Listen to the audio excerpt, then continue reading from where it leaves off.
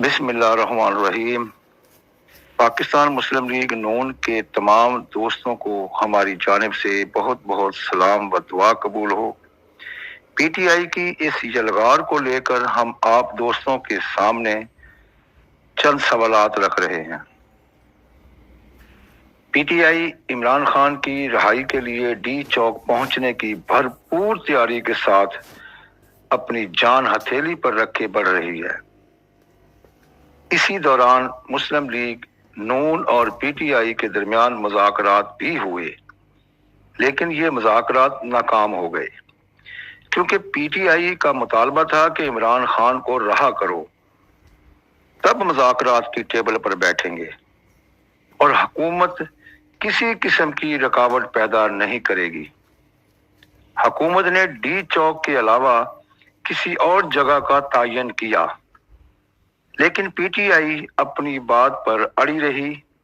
انہوں نے حکومت کی ایک نہ سنی اور اپنا رخ ڈی چوک کی طرف ہی رکھا ہوا ہے، اور مذاکرات میں ڈیڈ لاک بھی آ گیا۔ مذاکرات کا پہلا دور اسی طرح ناکام اور بے نتیجہ رہا۔ پی ٹی آئی اپنے مطالبہ پر قائم ہے اور حکومت بے بس نظر آ رہی ہے۔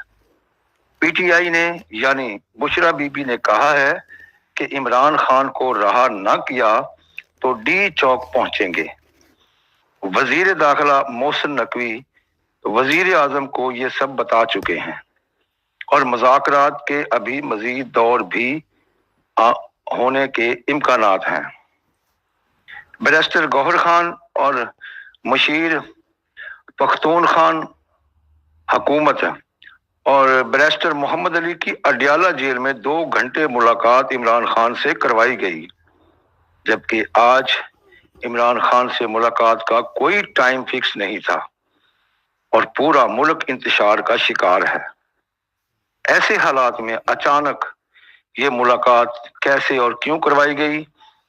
اس ملاقات کا دورانیہ تقریباً 2 گھنٹے طویل تھا، اور پی ٹی آئی قافلے ایک پلاننگ کے تحت اکٹھے کیے جا رہے ہیں یا ہو رہے ہیں۔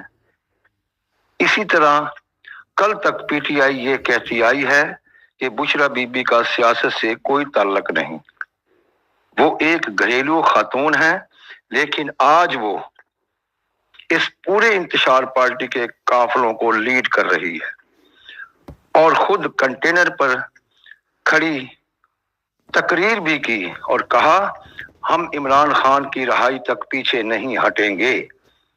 یہ سب کیا ہے؟ کیا حکومت ان کے ارادوں سے بالکل لا علم تھی؟ بشرا بی بی کو بیل دے کر انہیں خود اس پٹڑی پر ڈالا گیا۔ سٹیٹ کے خلاف آواز اٹھانے پر انہیں بیل دی گئی۔ خیبر پختونخوا سے نکلنے والی یہ یلغار جسے امین گنڈا پوری لے کر نکلے تھے اور سب سے آگے تھے، وہ ایک دم پچھواڑے کے ساتھ لگا کر بشرا بی بی کو آگے لا کر پورا سین ہی تبدیل کر دیا گیا۔ اب بشرا بی بی علانیہ اس قافلے کو لیڈ کرتی آگے بڑھ رہی ہیں، اور کنٹینر پر کھڑے ہو کر کارکنان سے کہا جب تک عمران خان رہا نہیں ہوتا تب تک مارچ ختم نہیں ہوگا۔ اس کے علاوہ انہوں نے عمران خان کا ویڈیو پیغام دے کر کارکنان کو گھروں سے نکالا۔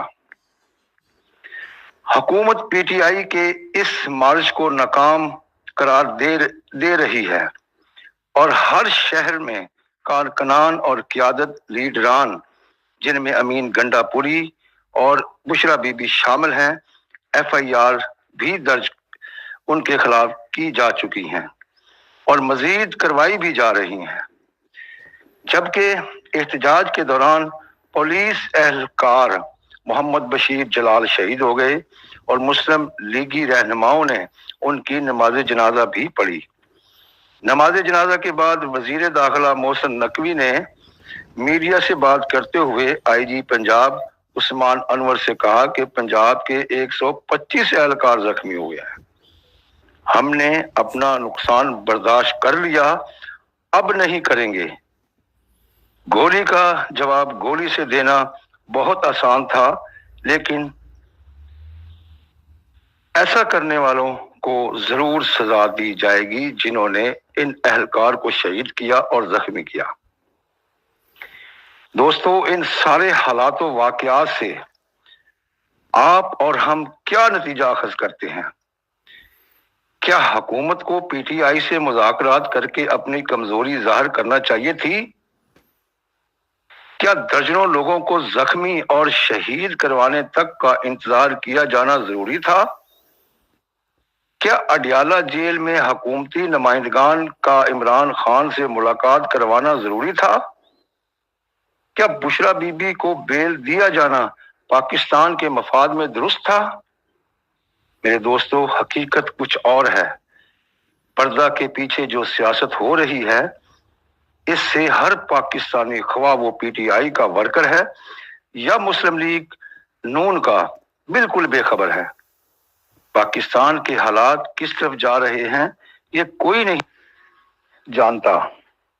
बस आप अल्लाह ताला से दुआ करें कि जो भी हो या जो भी हालात पैदा हों, पाकिस्तान के हक में बेहतर हों। हम इस हकीकत से नजरें नहीं चुरा सकते। इस वक्त पूरी दुनिया में इमरान खान की रिहाई को लेकर जल्द से जुलूस जोर पकड़ते जा रहे हैं और पाकिस्तान बहुत बड़ी आजमाइश से दो चार है और ये दबाव हर एक घंटे के बाद बढ़ता ही जा रहा है।